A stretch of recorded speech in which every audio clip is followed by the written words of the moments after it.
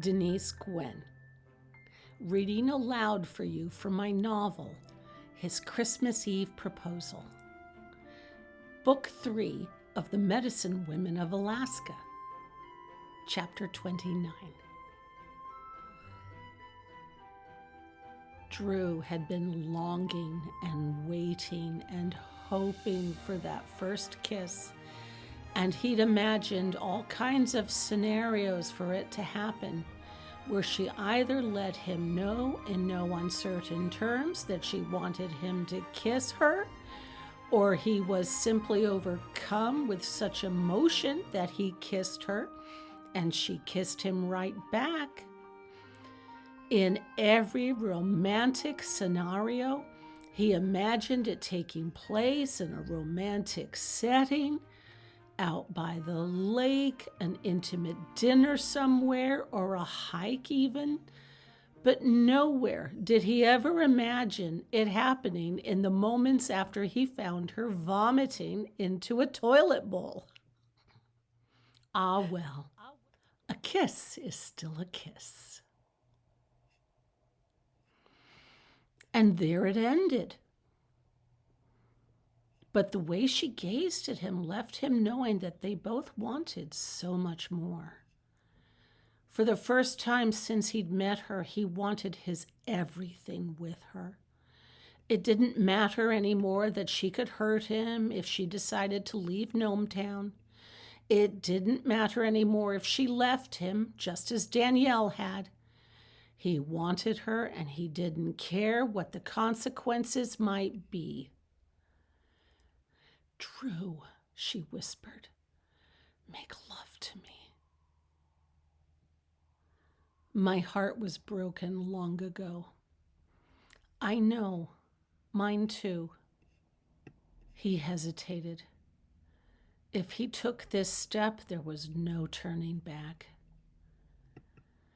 She kissed him again, and this time she lingered. He groaned deep in his throat. "Just one time," she said, drawing back. "Tomorrow we'll both go our separate ways." She was trying to make it easy for him. She was saying, "Let's make love just once, and then we can part. And if we part forever, then it's meant to be." He tried to make sense of it all. He wanted to be able to wrap his head around it, but she was so close to him, so sweet, so lovely. She still had some of that morning sleepiness, that drowsiness of having just awoken. She could so easily just go back to bed and sleep for another hour. After all, it was Sunday morning. He rose to his feet. She gazed up at him with surprise.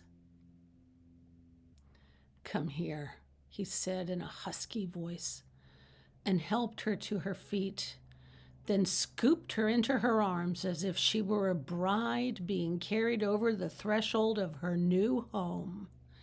He carried her into the bedroom and laid her down on the coverlet. She kicked off her boots, and he helped her shuck off her jeans, and she pulled off her parka and scrambled under the covers.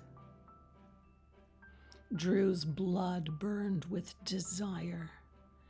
He undressed and slipped beneath the covers with her. Her body was warm, and his skin felt icy cold. She wrapped her arms around his waist and shivered. "You're so cold." "I'm getting hot," he said, and they laughed. He noticed her bra and panties were still on, a matching set in hot pink. Seeing the slip of fabric covering her, his desire grew. "Help me off with these," she said, gladly. She pulled her panties down, and he helped to shimmy them off her feet.